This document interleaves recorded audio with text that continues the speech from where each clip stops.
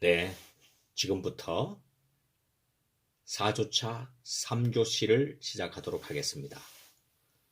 3교시는 청소년 수련시설의 종류와 기능에 관해서 공부를 본격적으로 할 텐데, 여기에서 우리가 결정해야 될 것은 어떤 청소년 시설에서 청소년을 만날 것인가입니다. 앞 시간에서 저는 여러분에게 몇 가지 고민을 제안한 바 있습니다. 첫 번째 고민은 나는 청소년 활동으로 갈 것인가, 청소년 상담으로 갈 것인가에 관한 고민을 해달라는 것이었고, 그것을 가능한 한 빨리 결정을 하는 것이 여러분의 미래 진로 설정에 유익할 것이다 라고 이야기를 했습니다. 이 첫 번째 고민이 끝나면, 즉 청소년 활동이냐 상담이냐가 끝나면 청소년 활동의 경우 고민이 끝난 것이 아니라 다음과 같은 또 다른 선택의 여지에서 고민을 해야 된다고 이야기했습니다. 청소년 활동 트랙인 경우 청소년 활동의 다양한 영역들이 있습니다. 청소년 수련시설이 있고, 청소년 복지시설이 있고, 청소년 단체가 있고, 또 청소년 공공기관이 있습니다. 제가 이 각 영역에 관하여서 구체적으로 설명을 하면서 두 번째 고민에 대한 여러분의 답을 요구했습니다. 여러분들은 청소년 활동 영역에서 어느 곳에서 청소년을 만나기로 결정하셨습니까? 지금 이 세 번째 시간은 청소년 활동 영역 중에 청소년 수련시설에서 청소년을 만나기를 원하는 사람들이 특별히 유심히 듣고 섬세하게 진지하게 고민해야 되는 내용이 주로 이루어진다라고 말할 수 있겠습니다. 여러분이 만약 청소년 수련시설에서 청소년을 만나기 원한다면 다음과 같은 고민을 이어서 하여야 합니다. 왜냐하면 청소년 수련시설은 6가지 종류로 구성되어 있습니다. 청소년 수련관, 청소년 수련원, 청소년 문화의 집, 청소년 특화시설, 청소년 야영장, 유소스텔입니다. 이렇게 설명하니까 여러분들이 개념이 와닿지 않아 어디에서 청소년을 만나야 될지 설명하거나 결정하기가 무척 힘들 겁니다. 그럼 제가 각 시설에 관한 간단한 설명을 이어가도록 하겠습니다. 방금 설명한 바 6개 시설이 나와 있죠. 이 시설에 관한 기능과 특성이 이렇게 설명되어 있습니다. 여기서 한 가지 강조를 하고 싶은 것은 이 내용은 어느 책이나 제가 임의로 작성한 것이 아니라 청소년 활동 진흥법에서 정리하고 있는 내용들입니다. 청소년 활동 진흥법이라고 했습니다. 이 법은 누가 만들죠? 국회의원이 만듭니다. 입법기관에서 만들어진 겁니다. 국회의원들이 국회에서 입법한 결과가 6가지 시설로 분류가 되었고, 그 분류된 각 시설의 기능들이 이렇게 규명이 되어야 된다라고 나와 있는 것입니다. 자, 그럼 청소년 수련시설의 기능 이 6대 시설을 제가 간단하게 먼저 읽어나 가보도록 하겠습니다. 청소년 수련관입니다. 다양한 청소년 수련거리를 실시할 수 있는 각종 시설 및 설비를 갖춘 종합수련시설이다. 청소년 수련은 숙박 기능을 갖춘 생활관과 다양한 수련거리를 실시할 수 있는 각종 시설과 설비를 갖춘 종합수련시설이다. 청소년 문화의 집, 간단한 청소년 수련 활동을 실시할 수 있는 시설 및 설비를 갖춘 정보, 문화, 예술 중심의 수련시설이다. 청소년 특화시설, 청소년의 직업체험, 문화예술, 과학정보, 환경 등 특정 목적의 청소년 활동을 전문적으로 실시할 수 있는 시설과 설비를 갖춘 수련시설이다. 청소년 야영장, 야영에 적합한 시설 및 설비를 갖추고 청소년 수련거리 또는 야영 편의를 제공하는 수련시설이다. 마지막, 뉴스호스텔, 청소년의 숙박 및 체류에 적합한 시설, 설비와 부대 편익시설을 갖추고 숙식 편의 제공, 여행 청소년의 활동 지원을 기능으로 하는 시설이다. 이렇게 나와 있습니다. 여러분, 제가 이 강의의 목적을 내가 청소년을 미래에 어디서 만날 것인가를 두고 이 강의를 들으라고 했는데, 이렇게 각 기능을 설명하고 강의를 끝내면 여러분들이 여러분의 미래 방향과 이 시설을 접목시킬 수가 있겠습니까? 매우 힘든 일입니다. 그래서 제가 각 수련 시설에 관한 설명을 공통점과 차이점을 중심으로 설명을 할 테니까 여러분들은 어디에 여러분의 강점이 많이 투여되면 좋을 것인지, 즉 여러분의 잠재성과 적합도가 가장 높은 시설은 어디인지 잘 고민하며 또 연결시키며 따라와 주기를 바라겠습니다. 그럼 먼저 대표적인 청소년 수련시설이라고 할 수 있는 청소년 수련관과 청소년 수련원의 공통점과 차이점을 살펴보도록 하겠습니다. 자, 이 강의를 들을 때 앞에 여러분에게 보여준 이 표를 늘 머릿속에 넣고 응용하면서 따라오면 쉬울 것입니다. 공통점입니다. 청소년 수련관과 청소년 수련원의 공통점은 종합수련시설이라는 것입니다. 다시 한번 양수련시설의 정의를 살펴보도록 하겠습니다.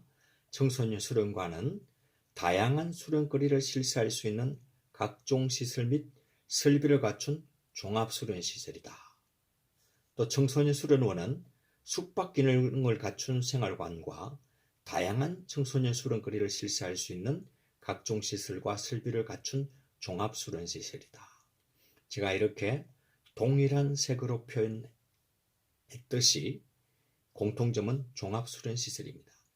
여러분, 청소년 수련관과 청소년 수련원은 종합수련시설인데 종합수련시설이 뭐죠? 누군가 여러분에게 종합수련시설이 뭐냐라고 물으면 뭐라고 답하시겠습니까? 네, 여기 제가 파란 글씨로 설명을 한 바와 똑같습니다. 다양한 수련거리, 다양한 수련거리를 실시할 수 있는 시설과 설비를 갖춘 곳이 바로 종합수련시설입니다. 자, 이 내용을 놓고 객관식 또는 단답형 문제를 낸다면 다양하게 낼 수가 있겠죠. 청소년 수련과 수련원의 공통점은 무엇입니까? 종합수련시설입니다. 또 다르게 물을 수가 있겠죠. 종합수련시설의 뜻은 무엇이죠? 네, 다양한 수련거리를 실시할 수 있는 시설과 설비를 갖춘 곳입니다. 혹시 6대 수련시설 중에 종합수련시설 2개가 있다면 말씀해 주실 수 있겠습니까? 수련관과 수련원입니다. 여러분, 이렇게 다양한 질문을 할 수 있습니다. 이런 질문에 답을 할 수 있는 준비도 해놓으면 좋을 것 같아요. 자, 이제 청소년 수련관과 청소년 수련원의 차이점에 대해서 살펴보겠습니다. 자, 청소년 수련관과 청소년 수련의 차이점을 제가 이렇게 나열을 해 놓았는데 잘 들으셔야 됩니다. 왜 잘 들으셔야 하는가 하면 차이점을 설명하는 것이 중요한 것이 아닙니다. 제가 잘 들으라는 말은 차이점을 잘 이해하면 대표적 청소년 수련시설인 수련관과 수련원 중에 내가 어디로 갈 것인가를 정할 수가 있을 것입니다. 즉, 여러분이 누군지를 잘 알고 이 차이점과 정복을 시키면 내가 수련관형인지 수련원형인지 나옵니다. 어느 유형인지 본인이 파악을 할 수가 있습니다. 본인이 어떤 유형인지 청소년 수련관과 청소년 수련원의 차이점을 통해서 규명이 되면 이후에 나타나는 여러 가지 청소년 수련시설과 자기 자신을 접목시키는데 많은 도움을 얻을 수가 있습니다. 그래서 지금 첫 설명, 청소년 수련관과 청소년 수련원의 차이점을 잘 들어보고 내가 이 두 곳 중에 어디에 가면 청소년을 행복하게 만들고 나도 행복하고 인생의 의미를 크게 할 수 있을까라는 고민을 해보시기 바랍니다. 먼저 청소년 수련관과 청소년 수련원의 가장 큰 차이점은 숙박시설 유무라고 말씀드릴 수 있습니다. 청소년 수련관은 숙박시설이 없습니다. 그런데 청소년 수련원은 생활관을 갖추고 있습니다. 그러나 숙박시설이 있는 것이죠. 자, 이 단순한 단어는 많은 것을 내포하고 있습니다. 즉, 숙박시설이 있느냐, 없느냐라는 부분은 이후에 나타나는 많은 차이점을 내포하고 포괄하고 있다는 내용입니다. 일일 생활권 기준으로 봤을 때 청소년 수련관은 사람들이 말하기를 생활권이라고 말합니다. 청소년 수련원은 자연권이라고 말합니다. 혹시 여러분 청소년 시설을 분류할 때 자연권, 생활권으로 분류하는 것을 보았습니까? 생활권과 자연권의 분류 기준이 무엇입니까? 생활권은 도시, 차들이 많이 있고 인구 밀도가 높은 것을 생활권이라고 그럽니까? 일반적으로 생활권은 그렇게 표현하죠. 그런데 청소년 수련 시설을 나누면서 생활권, 자연권으로 나눌 때 이것이 기준이 됩니까? 그렇지 않습니다. 청소년 수련 시설을 나눌 때 생활권과 자연권은 그 시설이 일일 생활권 내에 있느냐, 일일 생활권 밖에 있느냐를 가지고 나눕니다. 즉, 청소년 중심으로 생각하여서 방과 후에 원하는 곳에 가서 원하는 프로그램을 만족스럽게 마치고 집에 들어와서 잘 수 있으면 그것은 생활권입니다. 그래서 수련관이 생활권입니다. 그런데 수련원은 자연권이에요. 왜 그런가 하면 내가 원하는 수련원에 가서 그 수련원에서 특별하게 프로그램을 하고는 집에 돌아올 수 없기 때문입니다. 돌아올 수 없기 때문입니다.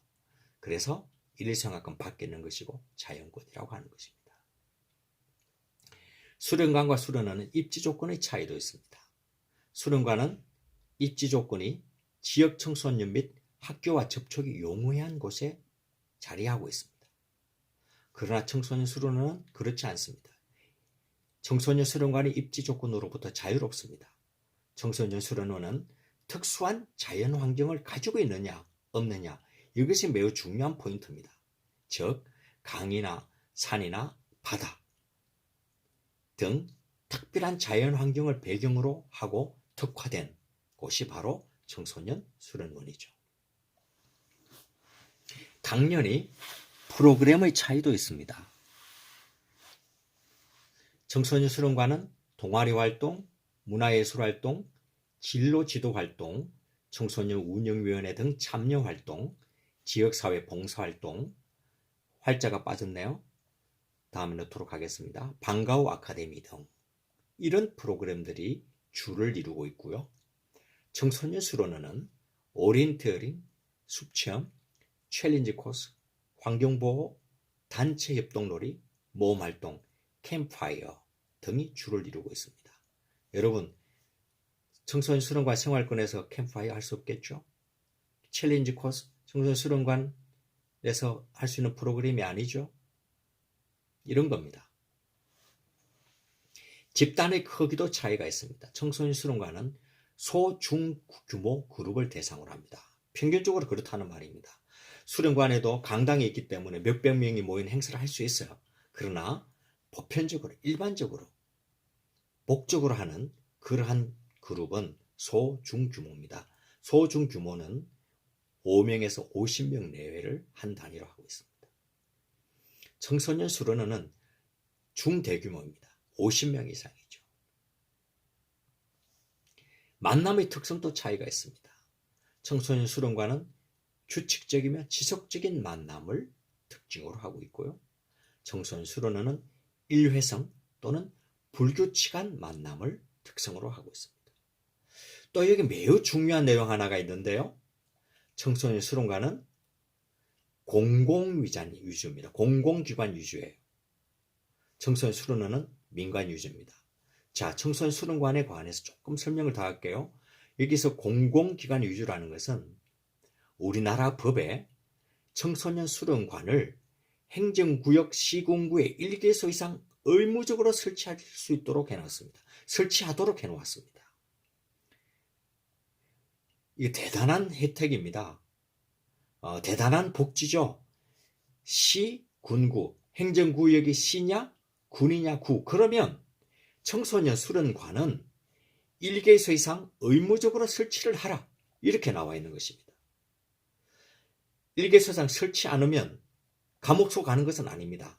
그러나 정부 지원 등 행정 혜택을 받는데 많은 제약이 있습니다. 그래서 시군구, 괜찮은 시군구에서는 앞다투어 지금 짓고자 하는 것이 수련관입니다.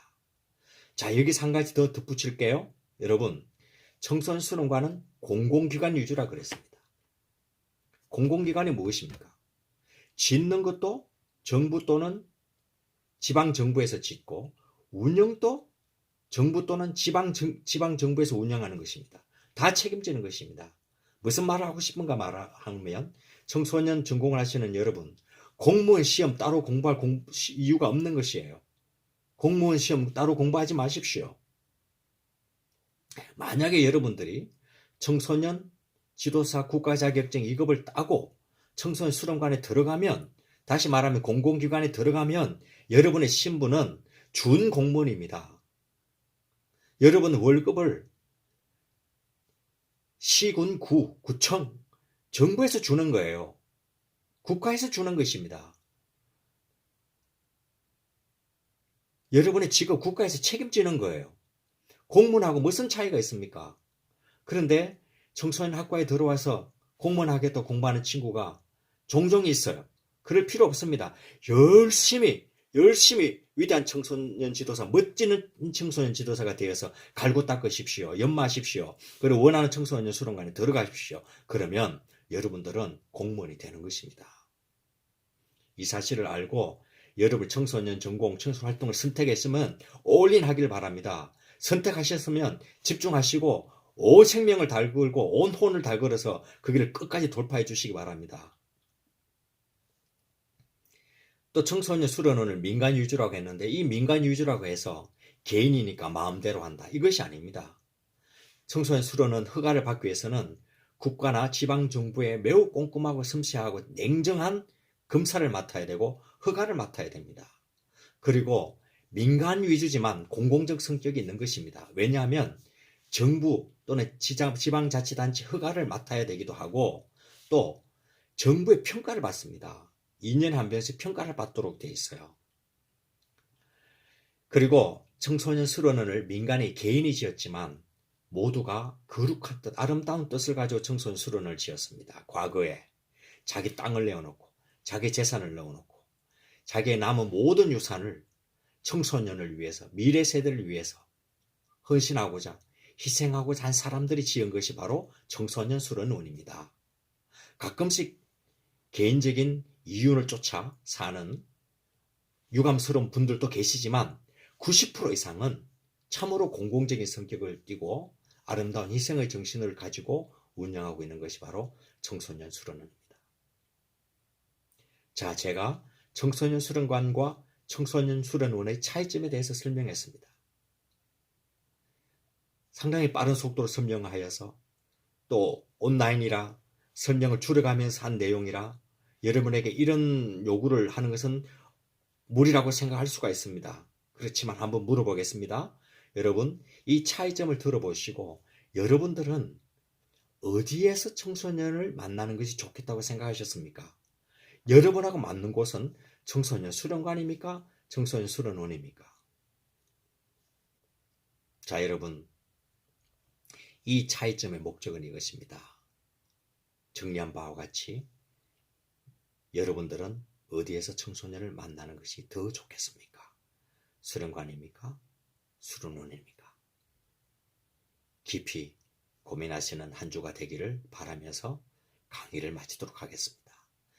열심히 들어주셔서 감사합니다.